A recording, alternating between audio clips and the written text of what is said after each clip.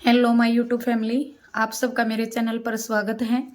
कल मैं किसी कारणवश आपके लिए वीडियो नहीं लेकर आ पाई, तो चलो आज शुरू करते हैं हम वाक्यांश के लिए एक शब्द, या जिनको बोलते हैं अनेक शब्दों के लिए एक शब्द। तो चलो शुरू करते हैं। वाक्यांश के लिए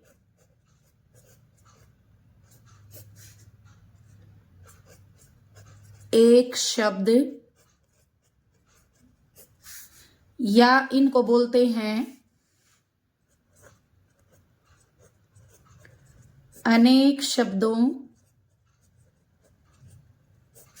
के लिए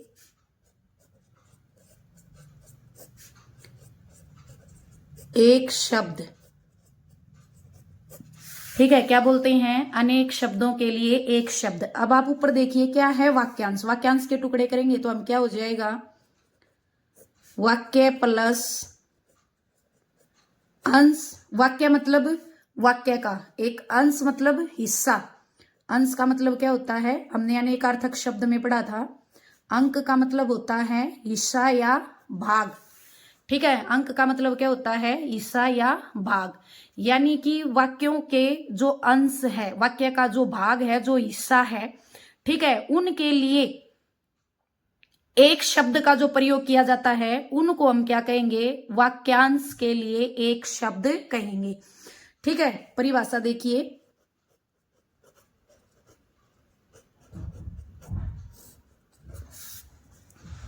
परिभाषा देखिए। जिन शब्दों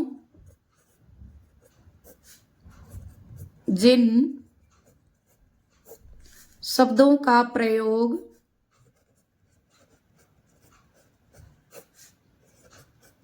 वाक्यांश अथवा अनेक शब्दों के स्थान पर किया जाता है,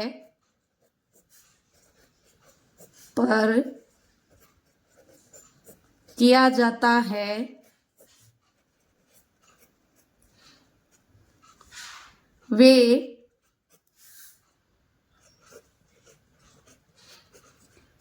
अनेक शब्दों के लिए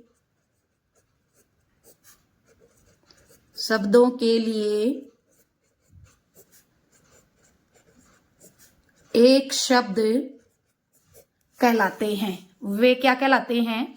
अनेक शब्दों के लिए एक शब्द कहलाते हैं। जिन शब्दों का प्रयोग वाक्यांश अथवा अनेक शब्दों के स्थान का मतलब होता है जगह पर किया जाता है, वे क्या कहलाते हैं? अनेक शब्दों के लिए एक शब्द कहलाते हैं। वे क्या कहलाते हैं? अनेक शब्दों के लिए एक शब्द कहलाते हैं। जैसे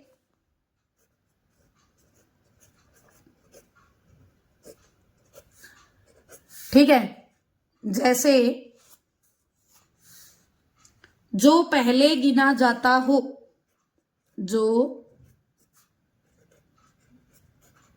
पहले गिना जाता हो। ठीक है, जो पहले को हम क्या बोलेंगे? अग्र। अग्र का मतलब क्या होता है? पहला। और गिनना क्या होता है? गण्य।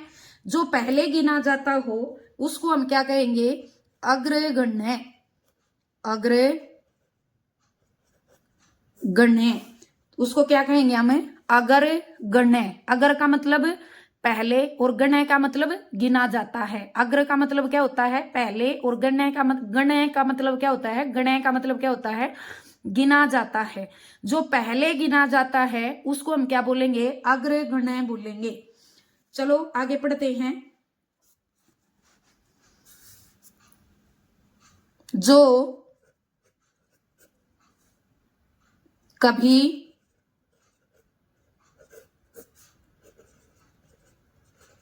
बूढ़ा न हो, जो कभी बूढ़ा न हो उसको हम क्या बोलेंगे? अजर। उसको हम क्या बोलेंगे? अजर। देखो इसको अलग अलग करेंगे तो ए का मतलब क्या होता है? ए प्लस जर। ए का मतलब क्या होता है? नहीं। और जर का मतलब यहां किससे लिया गया है? बूढ़ा। और जरा बुढ़ापा होता है। तो जो बूढ़ा नहीं है यानी कि जो कभी बूढ़ा न हो उसको हम क्या कहेंगे? उसको हम यहां अजर कहेंगे। उसके बाद देखिए, जो कहा न जा सके, जो कहा न जा सके उसको क्या कहेंगे? अकथनीय। अकथनीय, सॉरी, अकथनीय, उसको हम क्या कहेंगे? अकथनीय कहेंगे। देखो इसको अलग अलग करेंगे तो ए का मतलब क्या होता है? न। और कथनीय का मतलब कहना। जो कहा न जा सके उसको हम क्या कहेंगे? जो कहा न जा सके उसको हम क्या कहेंगे? अकथनीय कहेंगे। क्या कहेंगे? जो कहा न जा सके उसको हम क्या कहेंगे? अकथनीय कहेंगे। ठीक है, अगला देखिए, अगला पढ़ते हैं। वह भाई जो अन्य माता से उत्पन्न हुआ हो। कई बार परीक्षा में पूछा जाता है, वह भाई जो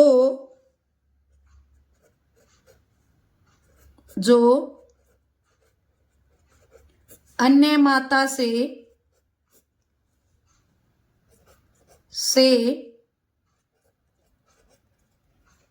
उत्पन्न हुआ हो उसको हम क्या कहेंगे? अन्योदर। ठीक है, उसको हम क्या कहेंगे? अन्योदर कहेंगे। वह भाई जो अन्य माता से उत्पन्न हुआ हो उसको हम क्या कहेंगे? अन्योदर कहेंगे। क्यों कहेंगे? क्योंकि इसको हम अलग अलग करेंगे तो अन्य प्लस उदर। अन्य का मतलब क्या होता है? दूसरे या दूसरा। और उदर का मतलब क्या होता है? पेट। ठीक है, जो दूसरे के पेट से पैदा हुआ हो या जो भाई अन्य माता से क्या हुआ हो? पैदा हुआ हो, उसको हम क्या कहेंगे? अन्य उदर कहेंगे। ठीक है, अगला देखिए, जो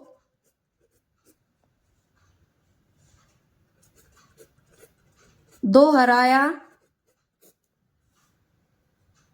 न गया हो,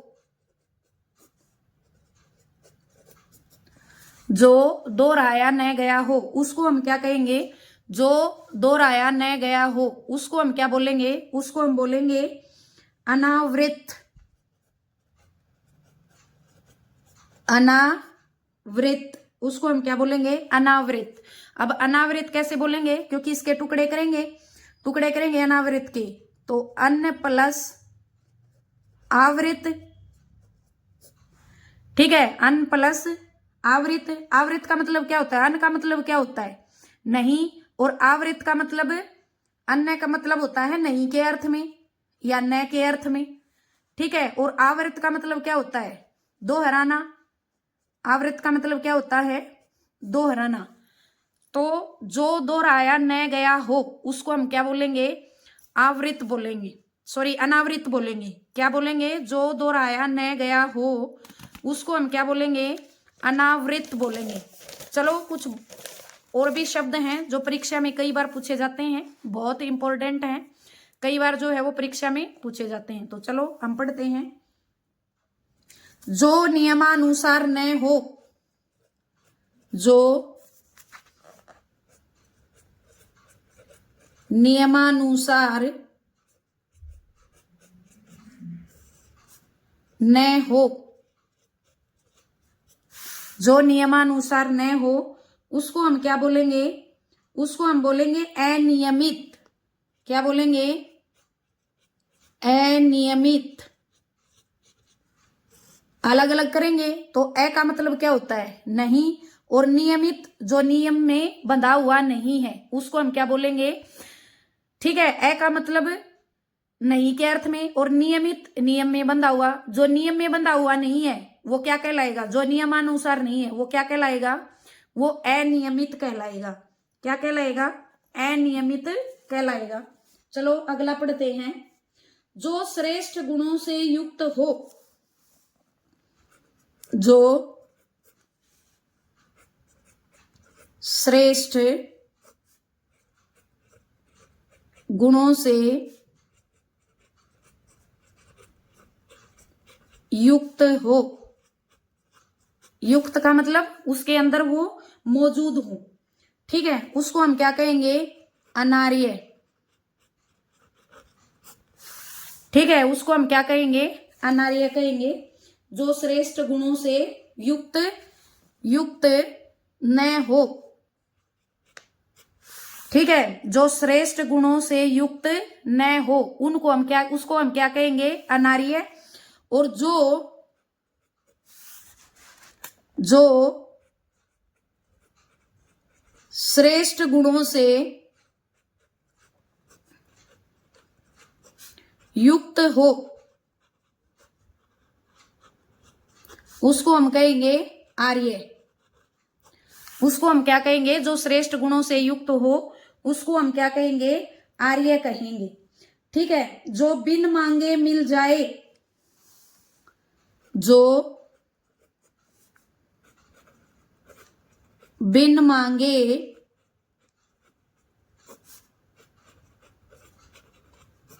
मिल जाए। क्या कह रहा है? कि जो बिन मांगे मिल जाए उसे हम क्या कहेंगे? अयाचित।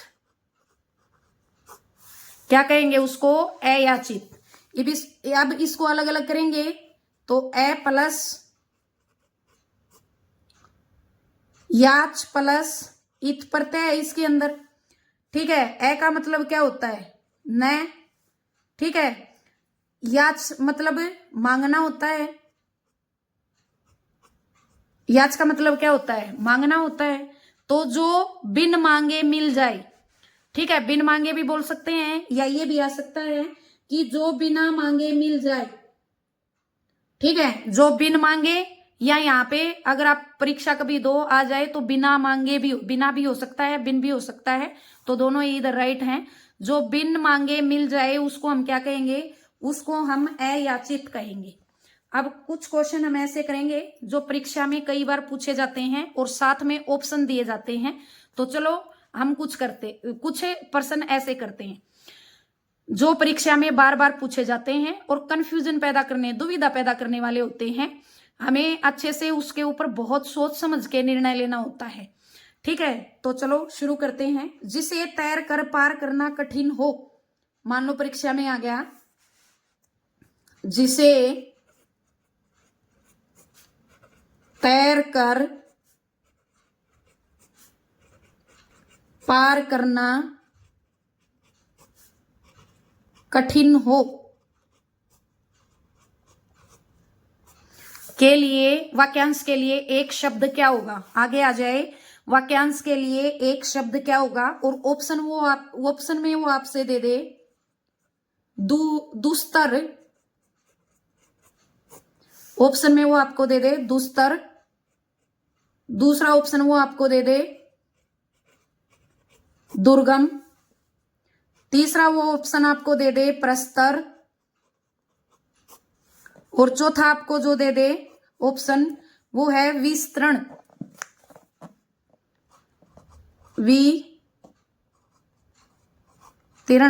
विस्तरण। ठीक है, अगर आपको परीक्षा में ये 4 ऑप्शन मिले और अनेक शब्दों के लिए एक शब्द क्या मिले? जिसे तैरकर पार करना कठिन हो। ठीक है, तो इसका सही आंसर होगा दुस्तर। अब दुस्तर कैसे होगा? पहले हम औरों पे चर्चा करते हैं। अगर हम दुर्गम को लें,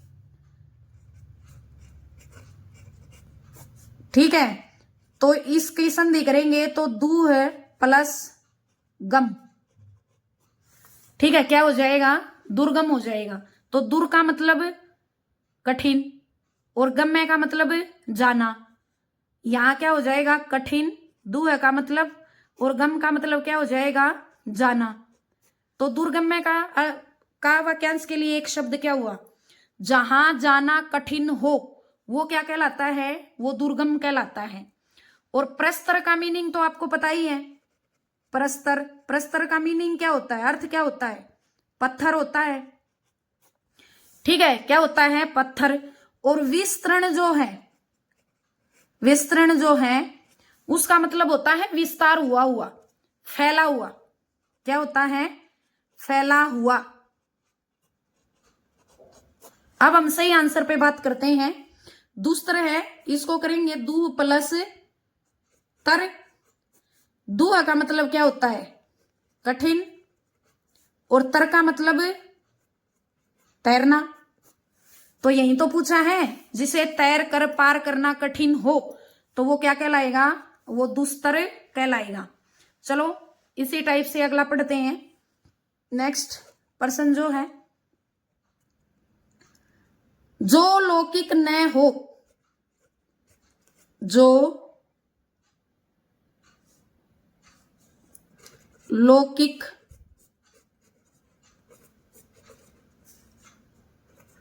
न हो,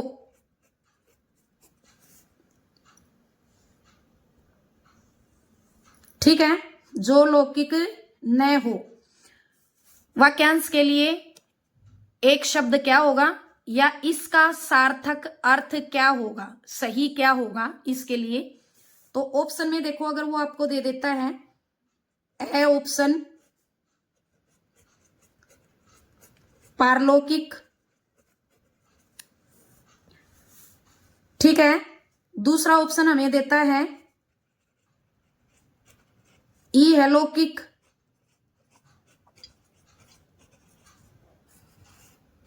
और तीसरा हमें ऑप्शन दे देता है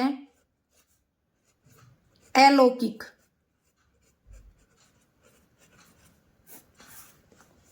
ठीक है, तीसरा हमें क्या देता है, अलौकिक। तो सबसे पहले हम पहला जो हमारा ऑप्शन दिया होता है, विकल्प जो पहला दिया है उसके ऊपर बात करेंगे।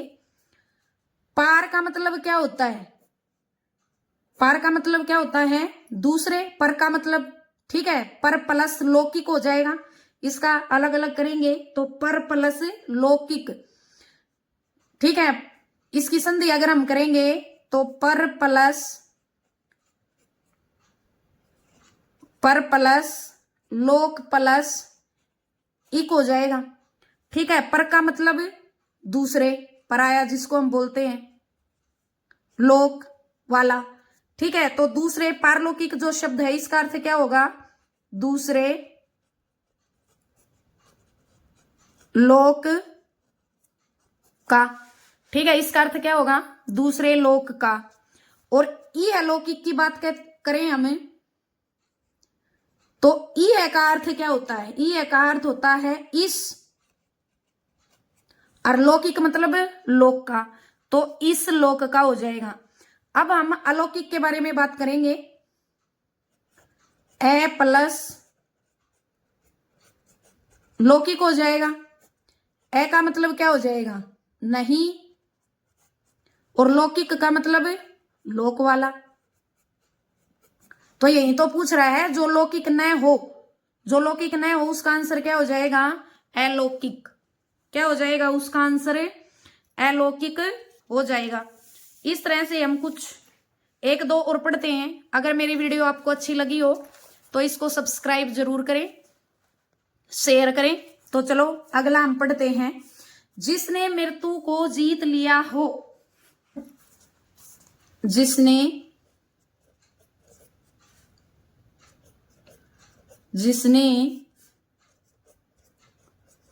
मृत्यु को जीत लिया हो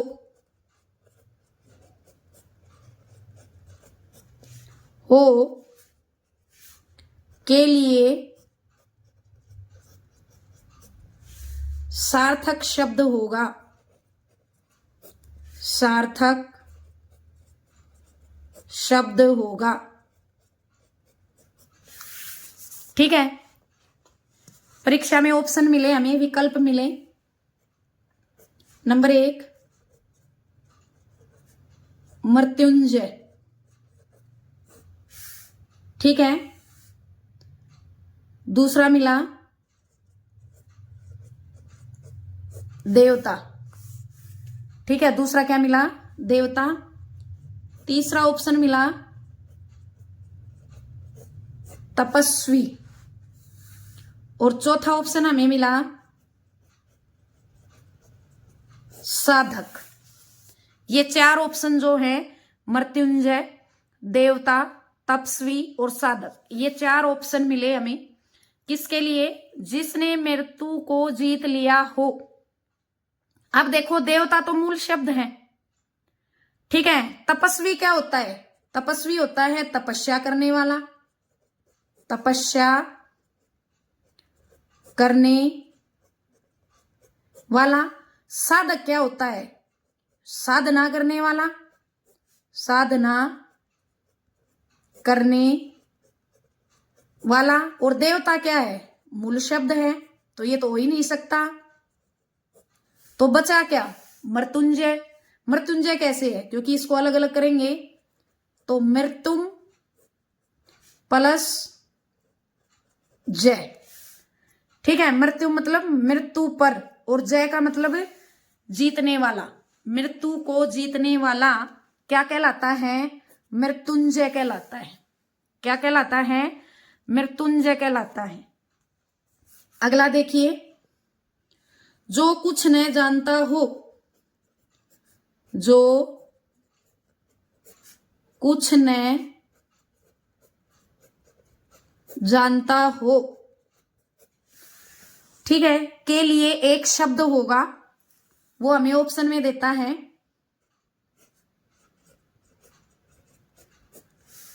अग, जो एज है, जिसको हम मुख सुख के लिए बोलते हैं। दूसरा वो हमें देगा अजय या अज्ञे, जिसको हम बोलते हैं। तीसरा ऑप्शन है अविज्ञानी, और चौथा ऑप्शन है अल्पज्ञ। ये चार ऑप्शन है हमारे पास। ठीक है, तो सबसे पहले हम चौथे ऑप्शन से शुरू करते हैं। अल्पज्ञ को अगर हम अलग अलग करेंगे तो अल्प प्लस ज्ञ। अल्प का मतलब क्या होता है? थोड़ा। अल्प का मतलब क्या होता है? थोड़ा। और जय का मतलब क्या होता है? जानकार। ठीक है, थोड़ा जानने वाला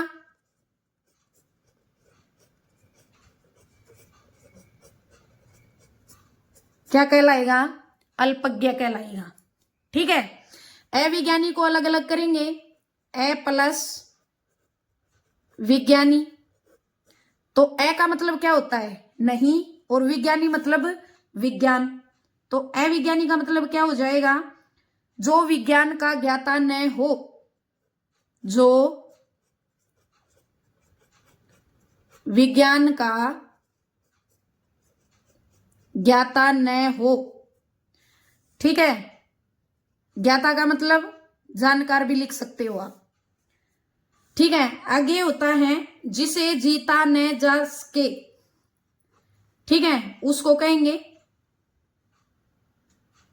और अग क्या मतलब होता है? ए प्लस ग। ए का मतलब नहीं, जय का मतलब जानकार। जो कुछ नहीं जानता उसको हम क्या कहेंगे? अज्ञ कहेंगे। सही आंसर क्या होगा? अज्ञ, जो कुछ नहीं जानता हो। तो उसका सही आंसर क्या हो जाएगा? अज्ञ हो जाएगा, अग हो जाएगा, सॉरी। अगला देखिए, जिसके बराबर दूसरा कोई न हो। जिसके बराबर दूसरा कोई न हो के लिए वाक्यांश के लिए एक शब्द होगा। ऑप्शन में दे दिया अतीन्द्रिय।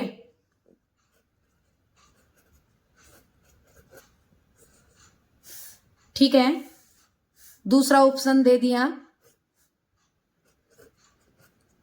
अजय, तीसरा ऑप्शन दे दिया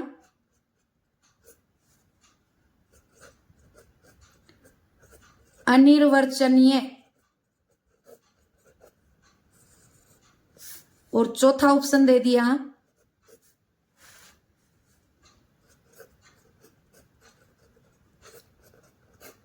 अद्वितीय। ठीक है, चौथा ऑप्शन क्या दे दिया? अद्वितीय। देखिए, अति प्लस इंद्रिय, तो इसका तो अर्थ क्या हो जाएगा? जिसे इंद्रियों ने जिसे अनुभव नहीं किया हो। ठीक है, क्या हो जाएगा? जिसे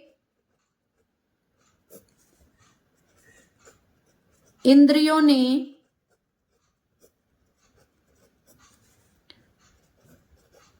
अनुभव न किया हो,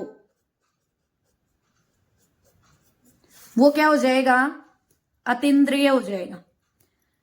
ठीक है, अजय को हम ए प्लस जे, ए का मतलब नहीं, जे का मतलब जीता जा सके, तो इसका क्या हो जाएगा? जिसे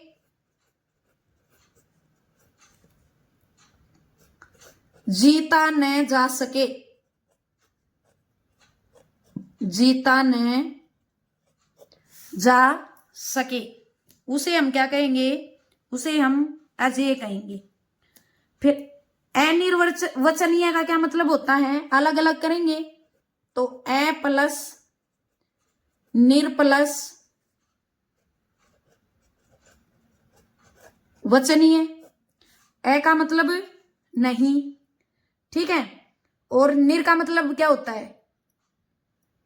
बाहर, वचनीय मतलब वचन, वर्णन जिसका, तो जहां वचनों का वर्णन न किया जा सके, जहां वचनों का वर्णन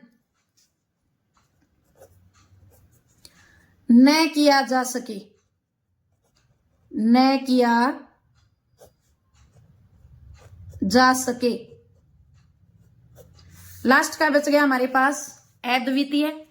अलग अलग करेंगे तो ए प्लस द्वितीय। ठीक है, ए का मतलब क्या होता है?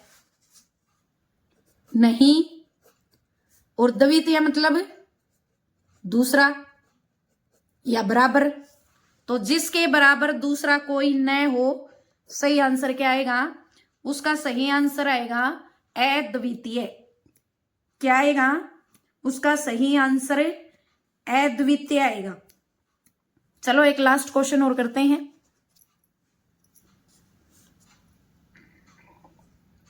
आवश्यकता से अधिक धन इकट्ठा न करना,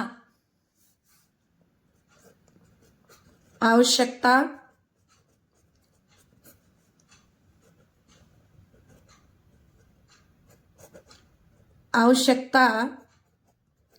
से अधिक, आवश्यकता से अधिक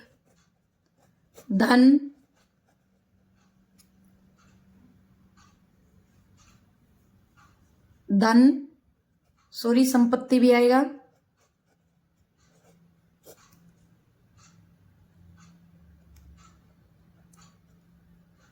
आवश्यकता से अधिक धन संपत्ति इकट्ठा न करना,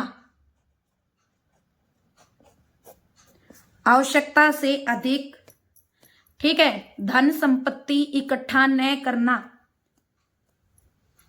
क्या कहलाता है? ऑप्शन में उसने हमें दे दिया, पहला ऑप्शन है, मान लो उसने हमें दिया अस्ते, दूसरा ऑप्शन उसने हमें दिया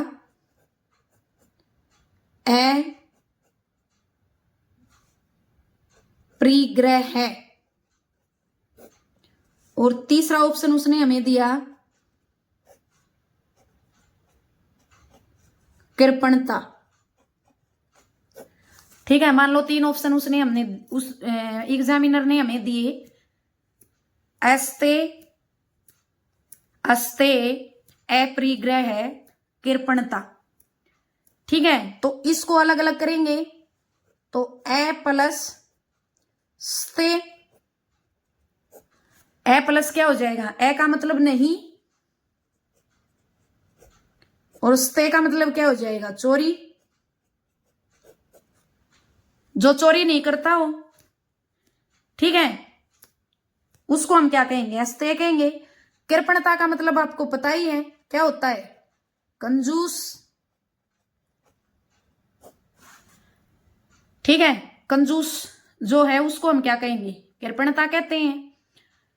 अब अप्रिग्रह जो है इसका राइट आंसर है, इसके ऊपर बात करते हैं।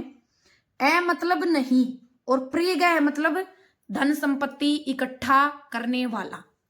जो धन संपत्ति इकट्ठा नहीं करता, आवश्यकता से अधिक जो धन संपत्ति इकट्ठा नहीं करता, उसको हम क्या कहेंगे, अप्रिग्रह कहेंगे।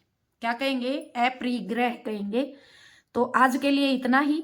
अगर आपको मेरी वीडियो अच्छी लगी हो तो इसे लाइक करें, शेयर करें, सब्सक्राइब करें, कमेंट करें। धन्यवाद।